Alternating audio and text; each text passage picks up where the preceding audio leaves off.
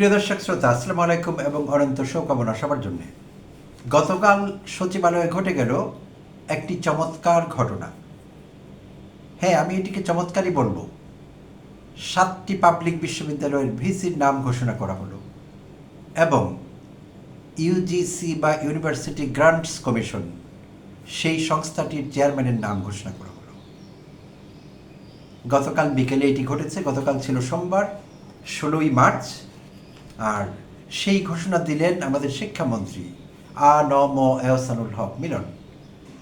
সেখানে তখন উপস্থিত ছিলেন সাংবাদিক সহ প্রধানমন্ত্রীর শিক্ষা এবং প্রাথমিক ও গণশিক্ষা বিষয়ক উপদেষ্টা মাহাদি আমিন।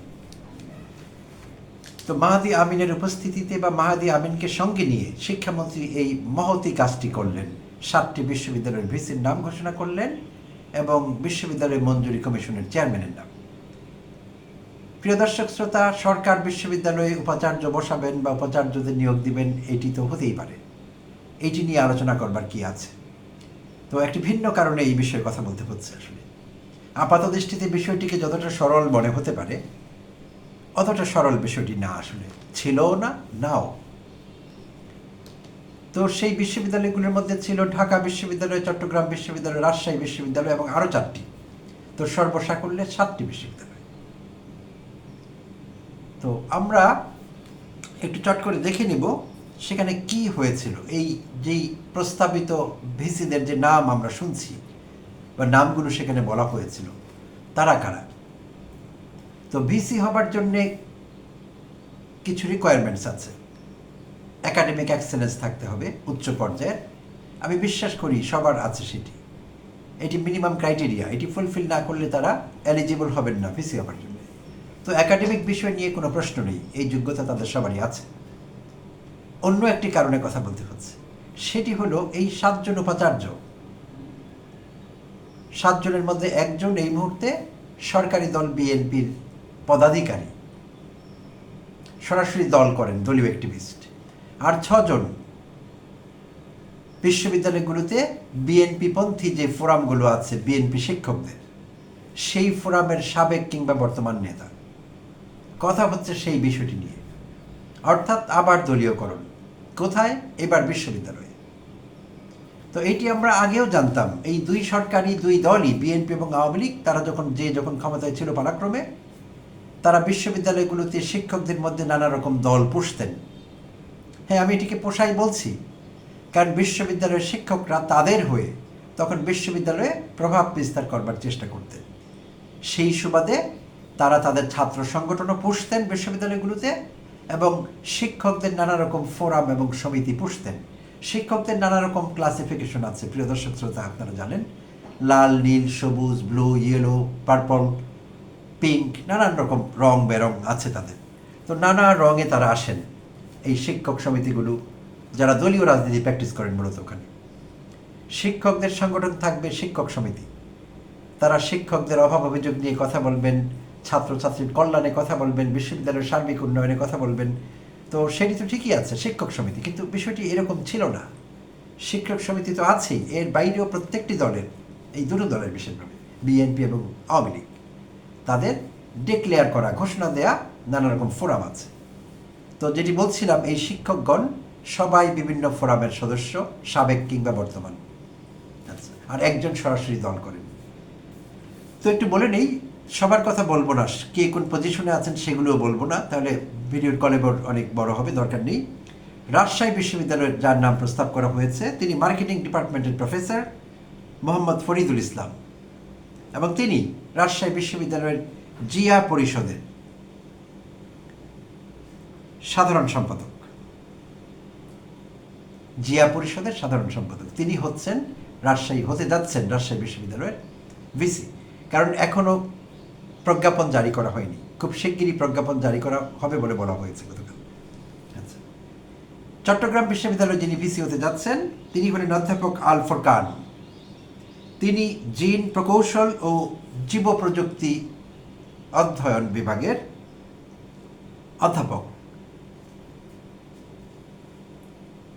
এবং জাতীয়তাবাদী শিক্ষক ফোরামের সিনিয়র সহসভাপতি। চট্টগ্রাম বিশ্ববিদ্যালয়ের জাতীয়তাবাদী শিক্ষক ফোরামের সিনিয়র সহসভাপতি। সো এই দুজনের পরিচয় আমি দিলাম, বাকিরাও কোনো না কোনোভাবে রাজনীতির সঙ্গে যুক্ত। তো একটি সময় ছিল যখন আমরা বিশ্ববিদ্যালয়ের শিক্ষক বলতে বিশ্ববিদ্যালয়ের শিক্ষককে বুঝতাম। যখন বাংলাদেশে বিসিএস ক্যাডার অনেকে হতে চাননি, বিশ্ববিদ্যালয়ের শিক্ষক হতেন, হয়ে গর্ববোধ করতেন, তার পরিবার তাকে নিয়ে গর্ববোধ করতো, তার গ্রাম তার এলাকা তাকে নিয়ে গর্ববোধ করতো যে আমাদের গ্রামে আমাদের এলাকায় একজন বিশ্ববিদ্যালয়ের শিক্ষক আছেন। তো এখন কিন্তু বিশ্ববিদ্যালয়ের শিক্ষক অনেকে হতে চান না বাস্তবতার নিরিখে, এটি সত্যি কথা। কেউ যদি হনও, দেখা গিয়েছে অনেক সময় বিসিএস ক্যাডার হয়ে যান, পরবর্তীতে বিসিএস পরীক্ষা দিয়ে পুলিশে ঢুকে পড়েন কিংবা প্রশাসনে ঢুকে পড়েন, এরকমও নজির আছে।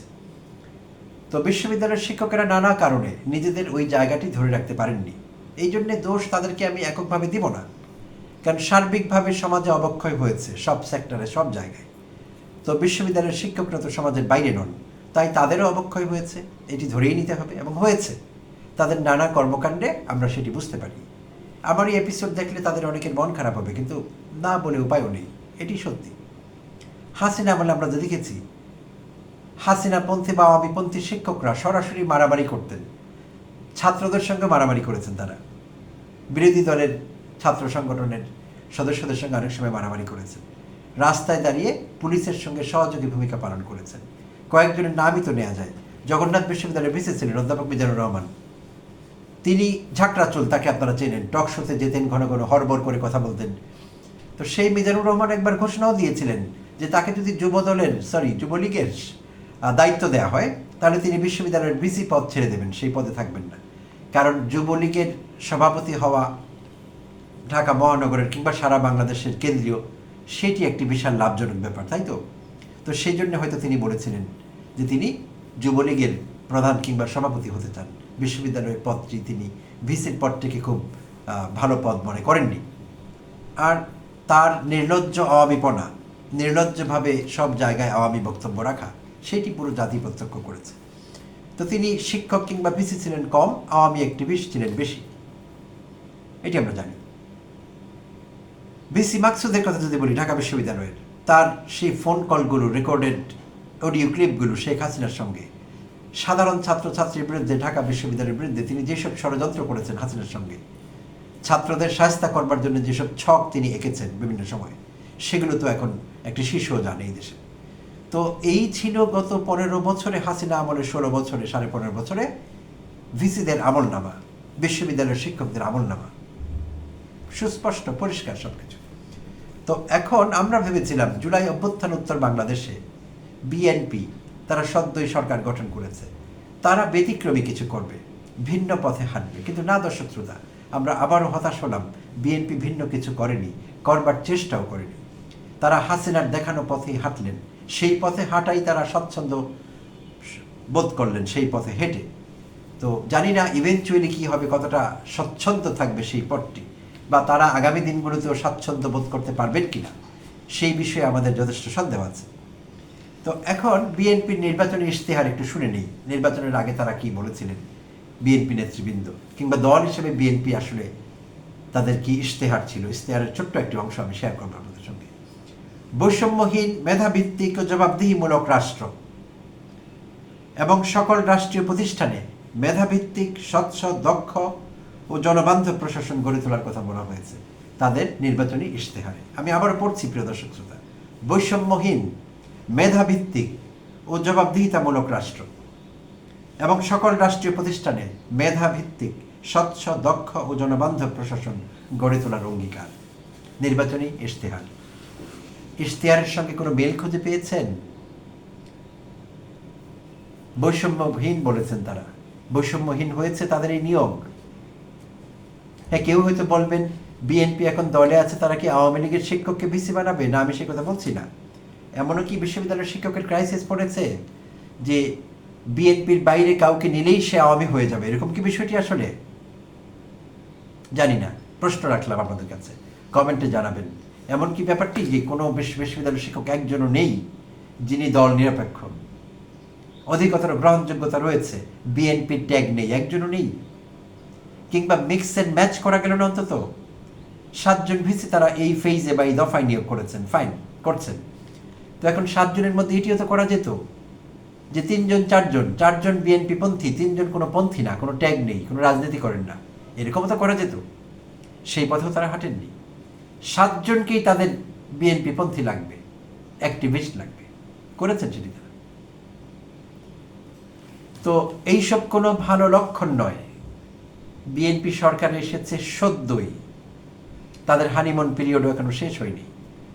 তো এখনই যেভাবে দলীয়করণ শুরু হয়েছে, বাংলাদেশ ব্যাংক থেকে শুরু হয়েছে, বাংলাদেশ ব্যাংকের গভর্নরকে নজিরবিহীনভাবে নির্লজ্জ মব সৃষ্টি করে বাংলাদেশ ব্যাংক থেকে তাকে দাঁড়ানো হয়েছে, তার উপদেষ্টাকে অপমান করা হয়েছে, সোনালী ব্যাংকের চেয়ারম্যানকে চলে যেতে বাধ্য করা হয়েছে, দুদককে পদত্যাগ করতে বাধ্য করা হয়েছে, চিফ প্রসিকিউটরকে সরানো হয়েছে যদিও কোনো কারণ ছিল না।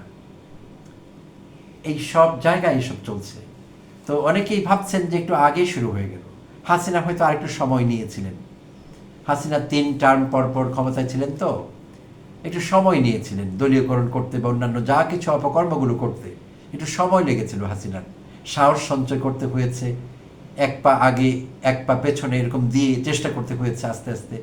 এক সময় হাসিনা মনস্টার হয়ে উঠেছিলেন, সময় লেগেছিল একটু। কিন্তু বিএনপি সেই সময়টিও নিচ্ছে না, সেইটি সবচেয়ে দুঃখের এবং সবচেয়ে আতঙ্কের বিষয়টি। আগামী দিনে আমরা কি দেখব, সেই জন্য আমাদের অপেক্ষা করতে হবে। তো আমরা অপেক্ষা করছি। ধন্যবাদ দর্শক শ্রোতা, সঙ্গে থাকবেন।